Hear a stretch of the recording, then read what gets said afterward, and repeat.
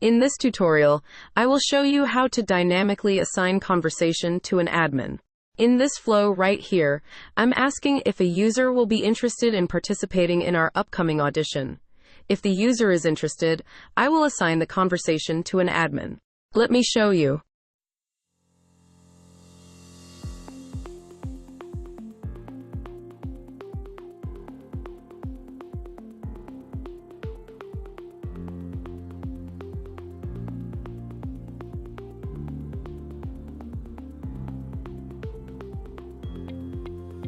The conversation has been assigned to an admin.